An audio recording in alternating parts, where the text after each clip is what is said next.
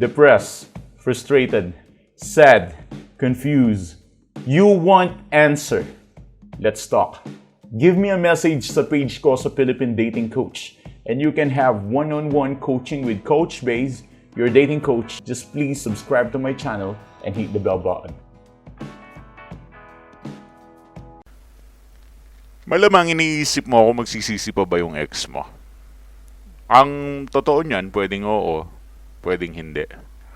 Pwedeng malamang, pwede ring hindi malamang. Alam mo yun? Ngayon, ang mangyayari sa'yo, you will be obsessed about this feeling na sana dumating sa araw na yung ex ko magsisi. Yan, mga ganyan, di ba? That's what you want, right? That's what you really, really want. You want that kind of situation na talagang magdadrama siya, iisipin niya, at maaalala ka niya. But I just want you to ask yourself first, why do you want that shit to happen? Ba't gustong-gusto mo na magsisi ang ex mo?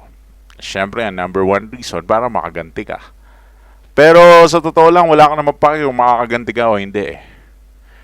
Kasi kung gusto mo lang makaganti, maraming paraan kang pwedeng gawin. Marami kang balak na pwede mong gawin. Pwede mo siyang gantihan financially. Pwede mong wag mo na lang ibigay ito sa kanya na dapat para sa kanya. Yung mga ganun. Pwede mo siyang personalin para makaganti ka. Ang daming ways para makaganti ka. Pero hindi mo gagawin yan. Isang paraan ang gusto mo makaganti ka. Yun yung magsisi siya. Para sa'yo, malaking ganti na yun. Pero para sa akin, hindi naman paghihiganti yun. Gusto mo siya magsisi kasi nai-insecure ka. Kasi pag nagsisi siya, malaramdaman mo ulit kung gaano ka kahalaga. Ayun. Yun yung inahabol natin. Yung ma-feel mo na mahalaga ka sa kanya. Ayun. Aminin nyo na. Huwag nyo nang itanggi. Gusto nyo lang magpabebe. Ano ba yan? Buhay nga naman. Yan lang. Kaya mo lang naman gusto magsisiyan kasi gusto mong ma-feel niya. Gusto ko ma-feel niya to. Ganon. Gusto mo magpabebe. Gusto mong maramdaman kung gaano ka kahalaga, kung gaano ka valuable. Gusto mong magkaroon ng confirmation sa kanya. Gusto mong i-acknowledge niya yung presence mo na since ng day na nawala ka sa buhay niya, yung absence mo, hinanap-hanap niya, and then biglang, namimiss kita, nagsisi na ako. What the heck? Is that what you want? Then I'll tell you the truth, that's pathetic, man. Walang pinag-iba yan sa pagiging needy. Somehow, mag-e-end up lang tayo sa isang conclusion. You are just a little shitty cat. You are always asking for his or her approval. And that's so pathetic. That's what you want. Kapag pinakita ko yung pinaka-formula para magsisi ang ex mo, gagawin mo ba? Kasi wala namang ibang formula kundi ito eh. Gagawin mo ba? Baka pag pinakita natin yung formula, hindi mo gawin to ha? Okay. Isang formula para magsisi ang ex mo. Wala nang iba kundi wag mong babalikan. Yun lang. Wag mong babalikan kahit anong mangyari. Kahit magmakaawa sa'yo, kahit bigyan ka ng 1 milyon, kahit bigyan ka ng bahay, lupa, kotse, kahit bigyan ka ng insurance.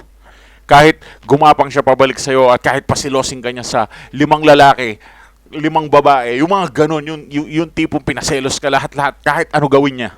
Huwag mong babalikan. Yon, magsisisi yan. Sigurado ako. Kung yun yung gagawin mo, ngayon pa lang, gawin mo na. Kasi kung gusto mo talaga siya magsisi sa pagkawala mo, i-make sure mo muna na hindi ka magsisisi ngayong nawala na siya. Dahil, kung iniisip mo na magsisisi yan, na magsisisi sa una tapos babalikan mo din, anong klaseng pagsisisi yun? Yun ba yung pagsisisi? Ang pagsisisi, ito yung isang bagay na yung oportunidad sa buhay mo ay biglang nawala. Ngayon, kung ikaw ay naging mabuti sa kanya at iniwan ka niya sa ere, hiniwalayan ka niya, minahal mo naman siya, alam mong ginawa mo yung best mo para sa kanya, especially kung alam mong minahal mo siya ng todo-todo sa buhay mo, alam mong na-obsess ka sa kanya, alam mong binigay mo lahat, tapos iniwan ka pa rin. That would be the time na, ganun na, dugo, pawis, kaluluwa, lakas, isip ang inalay ko sa'yo. Tapos iiwanan mo ako ngayon. O sige, ganito. Hindi na kita babalikan kahit kailan, kahit anong gawin mo, kahit anong gusto mo, hindi na ako babalik sa'yo. At yun ang paraan ko. Kung kaya mong gawin yung bagay na yon, na hindi mo na siya babalikan, mas better. Dahil kapag ginawa mo yon, hahanapin niya yung presensya ng taong nabaliw, taong ibinigay ang puso sa kanya, taong ibinigay ang lahat, pagkatapos ay biglang nawala sa isang iglap. Pinapangako ko sa iyo na magsisisi yan. Ipinapangako ko sa iyo na luluhod sa altar yan. Kakasisi lang yan. Gusto kanya mabalik. Kasi sa niya hahanapin yung tulad mo na minahal siya ng sobra. Puso, isip, gawa, dugo, lahat. Inibig mo siya ng lubos, tas iniwan ka sa ere. Okay, ngayon, pakitaan natin siya. Huwag mo siyang babalikan. Kahit anong mangyari. Kahit makipagbalikan siya. Kahit gumana yung no contact rule, huwag mong babalikan. Magsisisi yan. Ano ba topic natin sa video na to? 'Di ba, ang topic natin is para maging lutang siya sa pagsisisi sa ginawa niya sa'yo.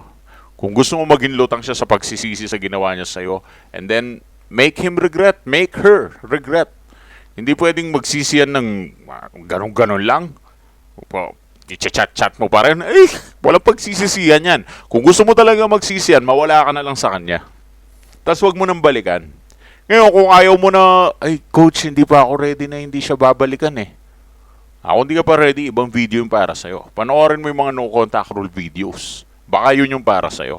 Dahil itong video na to is para sa mga taong gusto talaga nila magsisi ang ex nila. Ngayon, itaya mo lahat-lahat, iwanan mo siya ng buo at wag mo na siyang babalikan. Sigurado magsisisi siya dyan.